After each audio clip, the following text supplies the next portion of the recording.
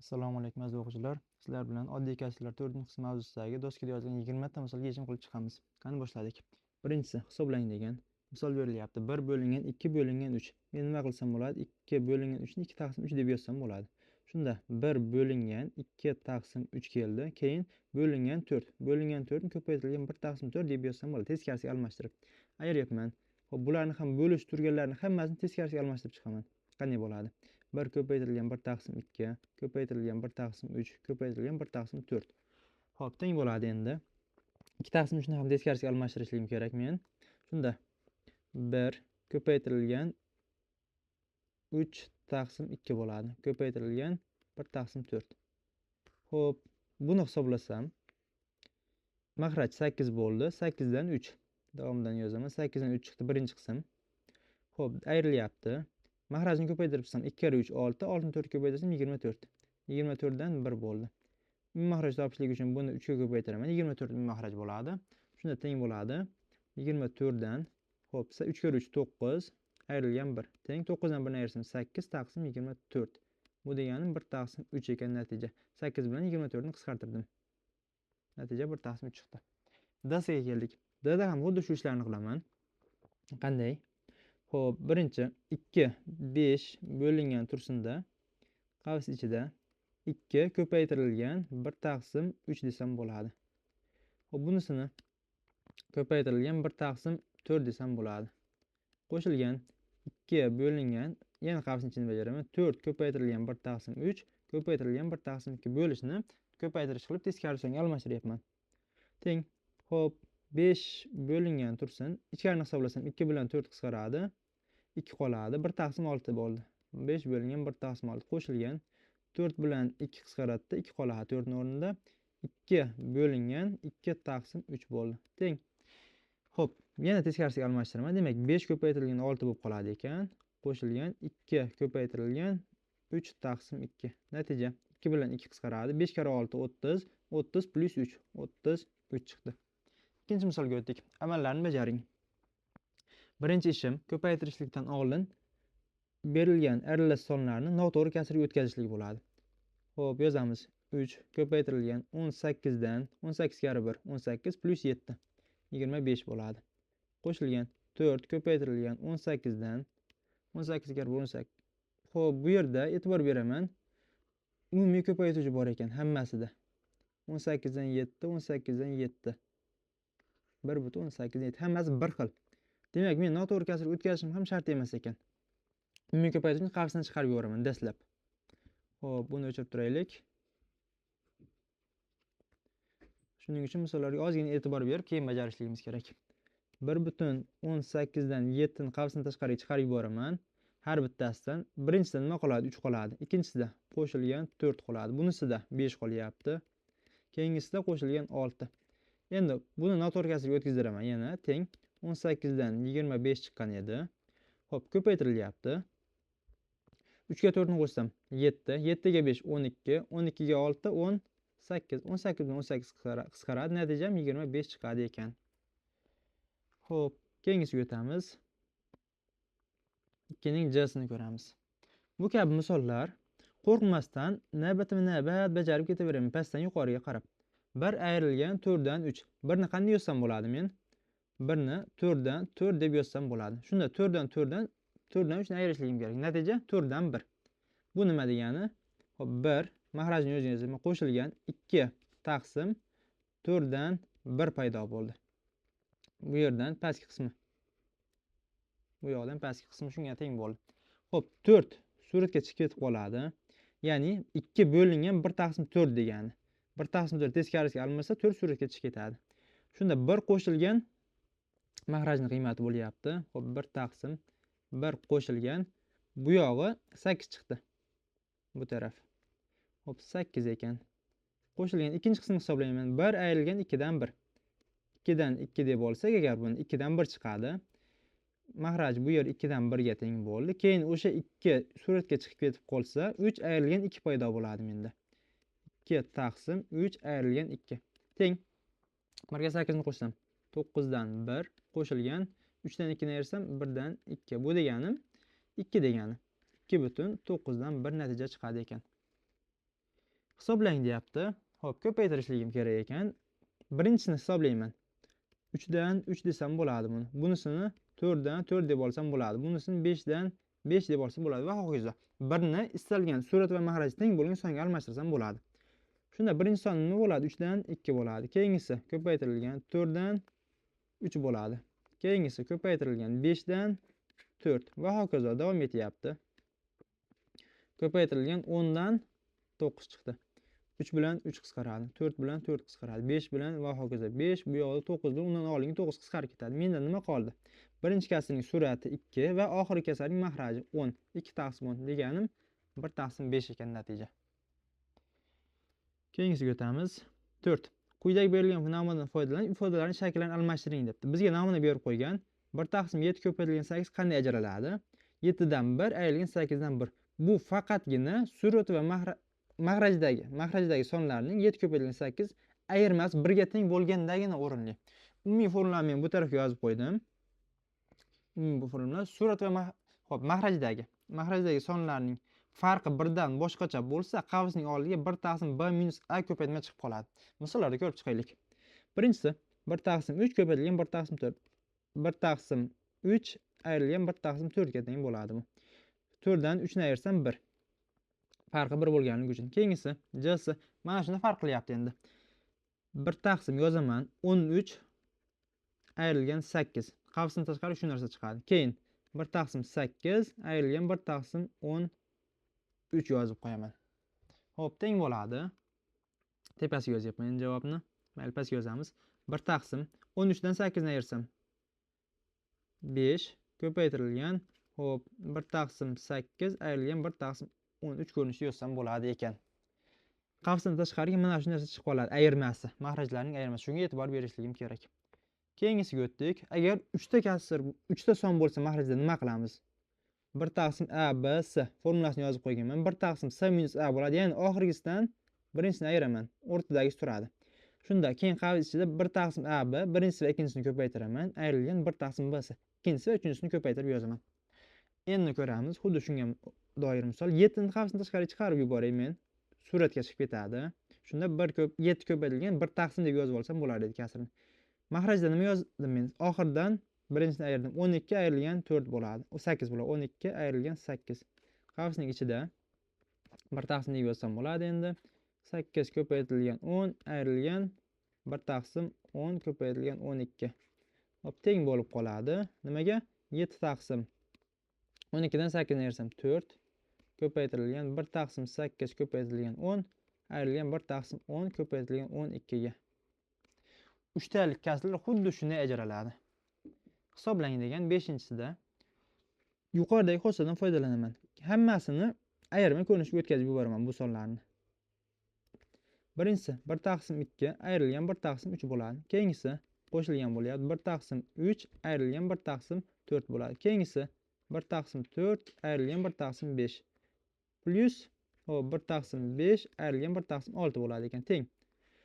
Minus 1 taqsim 3 plus 1 taqsim 3. Ikkalasi ayrilib ketib 0 beradi. Minus 1 taqsim 4 plus 1 taqsim 4 minus 1 taqsim 5 plus 1 taqsim 5 ayrilib ketadi hammasi. Menda nima qoldi? Boshidagi va oxirdagi son. 1 taqsim 2 ayrilgan 1 taqsim 6. Mahraj 6 bo'ladi. Buni 3 ga ko'paytirib yuboraman. Teng bo'ladi. 6 dan 3 ayrilgan 6 dan 1 teng 6 dan 2. Bu degani 1 taqsim 3 natija chiqadi ekan. Bular ham xuddi shunday ayirmaga o'tkazib yuborsam qisqarib ketadi. Xo'p, davom etamiz. Hni ko'raylik. Suratda 2 paydo bo'lib qolgan. Mana shu 2 ni men qavsdan tashqariga chiqarib yuboraman. Keyin mahrajga ikkalasining ayirmasini yozishim kerak. 5 ayrilgan 3 deb yozishim kerak. Keyin 1 taqsim 3 ayrilgan 1 taqsim 5 bo'ladi. Plus xo'p, bunisida 1 taqsim 5 ayrilgan 1 taqsim 7 plus va hokazo davom etib ketadi. 1 taqsim 13 ayrilgan 1 xo'p 1 taqsim 13 ayrilgan 1 taqsim 15 bo'ladi. Teng bo'ladi endi. 2 taqsim 5 dan 3 ni ayirsam 2. Bu ikkalasi qisqaradi, 1 ni beradi. Menda faqatgina qavsning ichidagi sonlar qoldi. Xo'p, 5 minus 3 ni olib chiqdik-ku bu yerda. 7 minus 5 ham chiqadi 2. Hammasi 2 bo'lganligi uchun 5 minus 3 deb yozib qo'ydim xolos. Shunga ham hushyor bo'lamiz. Menda nima qoldi? Qavsning ichidan minus plus va hokazo qisqarib ketadi. Boshdagi bilan oxiri qoladi. 1 taqsim 3 ayrilgan 1 taqsim 15 teng. Mahraj 15 bo'ladi. Buni 5 ga ko'paytiraman. 5 ga ko'paytirsam 15 dan 5 ayrilgan 1 teng 15 dan 4 ekan natijam. Keyingi misolga o'tamiz. K'si. Bunda 5 ni yana chiqarib yuboraman. Mahrajga nima yozaman? 7 dan 4 ni ayirsam 3 bo'ladi ekan. Xo'p, hammasi 3 bo'ladi farqi. Hammasi 3 bo'ladi. Endi ayirma ko'rinishda yozamiz. 1 taqsim 4 ayrilgan 1 taqsim 7 plus 1 taqsim 7 ayrilgan 1 taqsim 10 plus va hokazo davom etib ketadi. 1 taqsim 61 ayrilgan 1 taqsim 64 teng bo'ladi. 5 taqsim 3 deylik. Ko'paytirilgan. Xo'p, 1 taqsim 4 minus plus va hokazo 1 taqsim 4 ayrilgan 1 taqsim 64 qoladi ekan menda. Qolgani ayrilib ketdi. 64 teng. Xo'p, mahraj 64 bo'ladi. Buni 16 ga ko'paytiraman. Shunda 5 taqsim 3 ko'paytirilgan 64 dan xo'p 16 ayrilgan 1 bo'lib qoladi 15. 3 bilan 15 ni qisqartirsam 5 qoladi. Teng 64 dan 5 kare 5 25 natijani olaman. K'si tugadi. 6 ga o'tib ketdik. Kasrlarni taqqoslang. Shu yerda taqqoslashning yangi bir usulini o'rganamiz. Qanday bo'ladi? 2026, 2025 va 2028, 2027 ni taqqoslashim kerak. E'tibor beraman. Surat va mahrajning farqi nechaga teng? 1 ga teng. Ikkalasida ham. Bunday kasrlar qanday taqqoslanadi? Birinchi, buni A ga teng deb olay, buni B ga teng deb olay. Shunda 1 ayrilgan A nimaga teng bo'ladi? 1 ayrilgan 2026 dan 2025. Bu degani 1 ni 2026 dan 2026 deb yozib olsam bo'ladi. 2026 dan 2026 ayrilgan 2026 dan 2025 teng 1 taqsim 2026 bo'ldi. Xo'p, 1 ayrilgan B ni ham xuddi shu ko'rinishda hisoblasam 1 taqsim 2028 natija chiqadi. Endi men shu ikkalasini taqqoslayman. Ya'ni 1 ayrilgan A hamda 1 ayrilgan B ni. 1 ayrilgan A nimaga teng bo'ldi? 1 taqsim 2026 ga teng bo'ldi. 1 ayrilgan B nimaga teng bo'ldi? 1 taqsim 2028 ga teng bo'ldi. Qaysi biri katta? Suratlar teng bo'lsa, agar mahraji kattasi katta bo'ladi. Demak, 1 ayrilgan A 1 ayrilgan B dan kattaroq ekan. Endi men hozircha buni taqqosladim. 1 ayrilgan A hamda 1 ayrilgan B ni. 1 bilan 1 ni qisqartiraman. Minus A katta bo'lib minus B dan. Minus A katta bo'lib minus B dan. Xo'p, A ni ikkinchi tarafga plus qilib olib o'taman. B ni bu tarafga plus qilib olib o'taman. Shunda B katta bo'lib qoladi A dan. Demak, 6-chi misol D sida B katta bo'ldi A dan. B deb qaysini belgilaganman? 2027 taqsim 2028. Tengsizlik shu ko'rinishda bo'ladi ekan. Xo'p, keyingisiga o'tdik. 775 taqsim 777. 1 ayrilgan deb yuborsam agar men 1 ayrilgan 775 taqsim 777 ni hisoblayman. Teng 777 dan 2 bo'ldi. 1 ayrilgan 779 dan 777 ni hisoblasam teng 2 taqsim xo'p 779 bo'ldi. Endi ikkalasida ham surat bir xil, mahrajlari bittasi kattaroq bo'ldi. Ya'ni 779 kattaroq bo'ldi. Bu deganim bunisi katta hozircha menda. 1 ayrilgan 777 dan 775 katta bo'ldi. Demak, bu yoqqa o'tganimda shu xuddi teskarisiga almashib qoladi. Tepada ko'rdim. Ya'ni 1 minus A katta edi 1 minus B dan, pastga tushganda B katta bo'lib qoladi A dan. Demak, men bunda javob beraman ekan 779 dan 777 kattaroq deb. Keyingisiga o'tdik. 7. Sonlarni 3 tarafga joylashtiring. Hisoblab chiqamiz shunchaki. X teng bo'ladi. Birinchisida 10 dan 10 deb olsam bo'ladi. 10 dan 1 ni ayirsam 10 dan 9 natija chiqadi. Keyingisi y teng. Xo'p, buni kvadratga oshirsam o'zini o'ziga ko'paytirgin degani 1 ayrilgan 100 dan 1 bo'lib qoladi. Teng. Xo'p, 100 dan 99 chiqdi natijam. Keyingisi z. Xo'p, hisoblasak 10 dan 9 bo'ladi. Qavsning ichining kvadrati bo'ldi bizda. Teng kvadratga oshirsam 100 dan 9 ning kvadrati 81. 9 kare 9. Z teng bo'ldi 100 dan 81 ga. sonlarni o'sha tarafga joylashtiring dedi. Eng kichigi qaysi bo'ladi? Buni x ni ham mahrajini 100 qilib olsam, surat 90 bo'lib qoladi ekan. 100 dan 90 bo'ldi. Kasrlarning eng kichigi qaysi bo'ldi? 100 dan 81, ya'ni z bo'ldi. Z dan katta bo'lyapti. X undan katta bo'ldi. Y. O'sha tarafda yozik kichkinadan kattaga qarab. Keyingi misolga o'tamiz. 9. Abs sonlar natural sonlar bo'lsa, quyidagilarni toping debdi. Xo'p.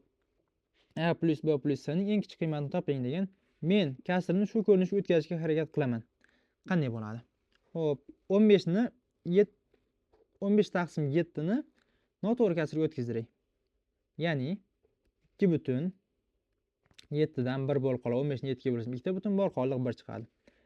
O'rtaga plus yozib qo'ysam ham bo'ladi men. Teng deylik 2 qo'shilgan 7 dan 1. Shunda A plus B plus C nimaga teng bo'ladi? Ya'ni A ning o'rnida 2 kelyapti, B ning o'rnida 7, C ning o'rnida 1. Qo'shsak hammasini 7 ga 1. 8, 8 2 ni qo'shsam 10 bo'ldi. Bu bitta qiymati. Ikkinchi qiymati ham bor. Men buni 2 butun emas, 1 butun deb yozsam ham bo'ladi. 1 butun 7 dan, hop, 15 ni 7 ni ayirishligim kerak. 1 butun deb yozsam 8 bo'ladi. Bunda yig'indini hisoblaydigan bo'lsam, A plus B plus C. 1 ga 7 ni qo'shsam 8, 8 ga 8 ni qo'shsam 16. Teng bo'ldi 16 ga. Bizning eng kichigini so'raganligi uchun yig'inning qiymati 10 ga teng deb javob beramiz. Hop, C da shunday bo'lsa, yig'inini toping deyapti. Yana xuddi shu ish 30 ni 7 ga bo'lsa, noto'g'ri kasrga o'tkaziraman. 4 butun 7 dan 2 bo'ladi.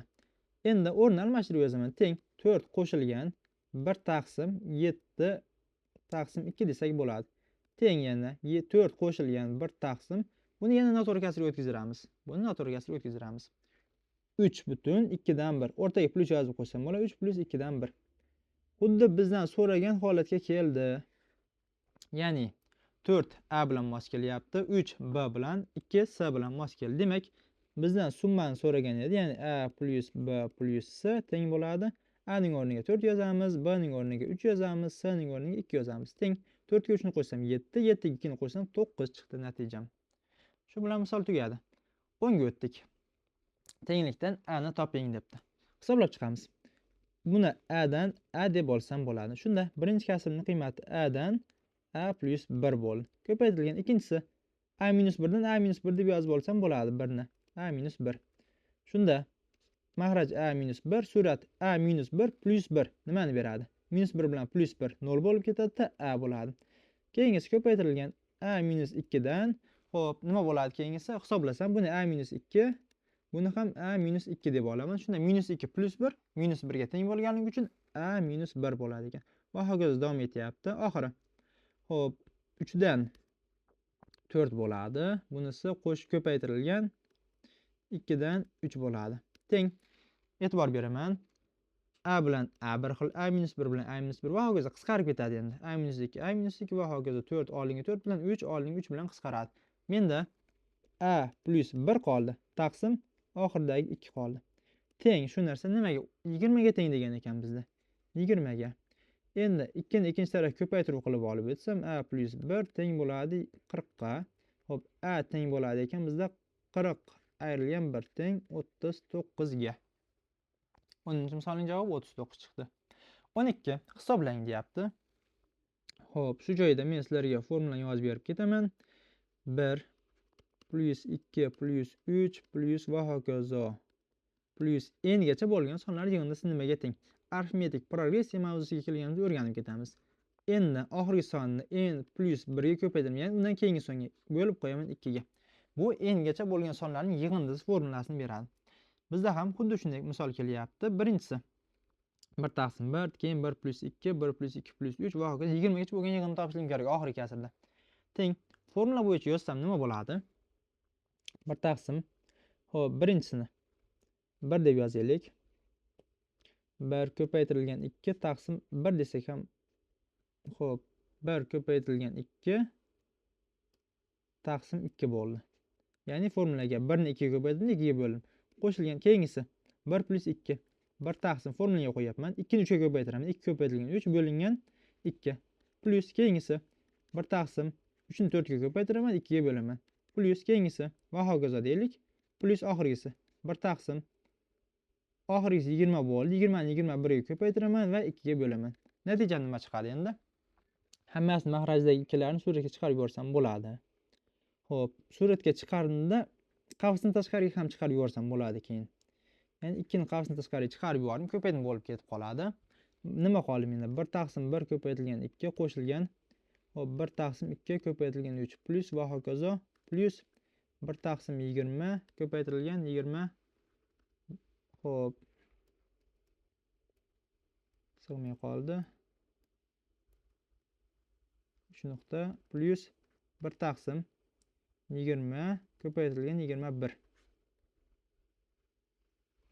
Bo'ldi natijam. Bu kabi misolni ishlashni o'rgandik.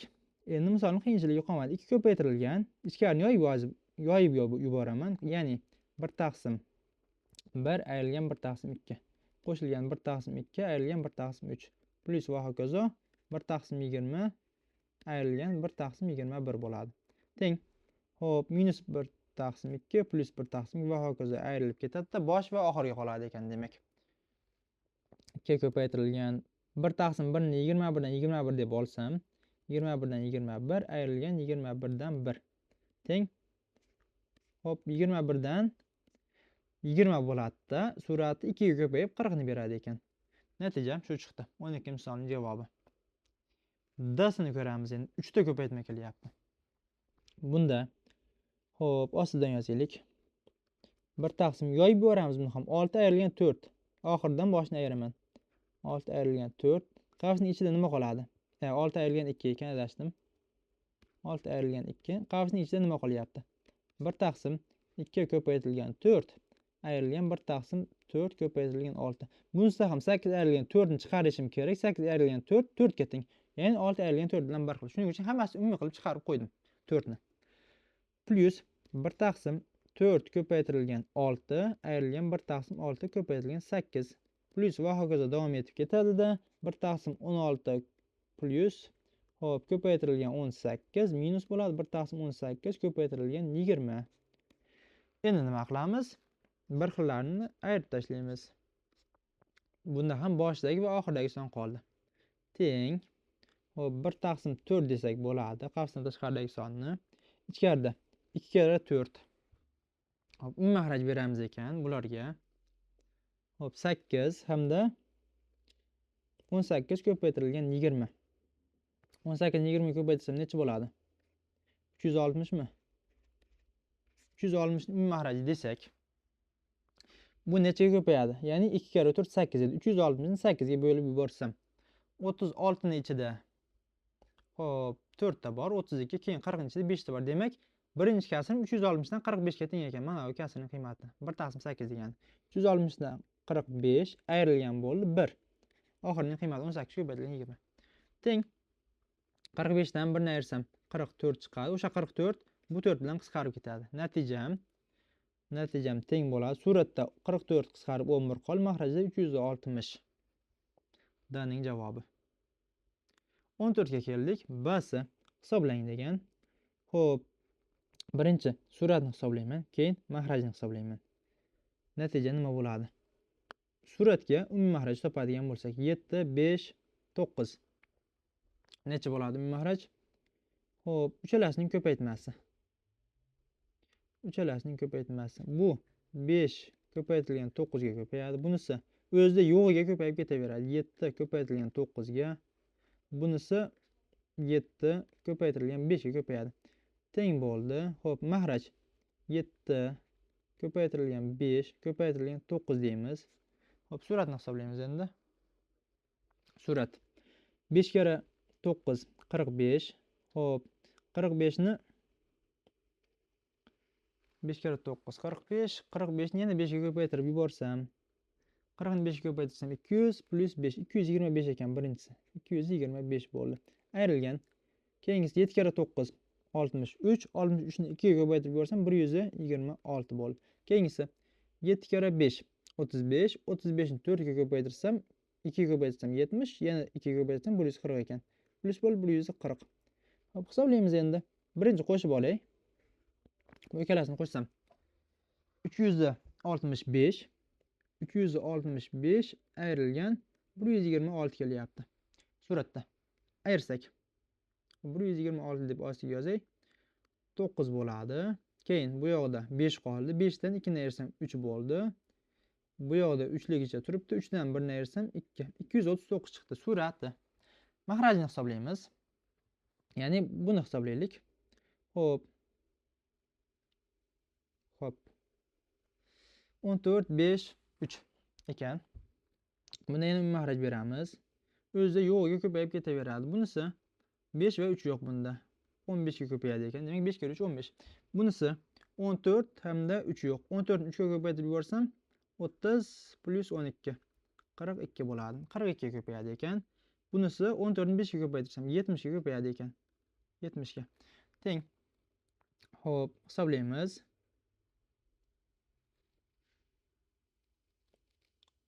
Qanday bo'lyapti? Birinchisi mahraji 14 ko'paytirilgan 5 ko'paytirilgan 3 ligicha turibdi. Hammasini ko'paytmasini oldim.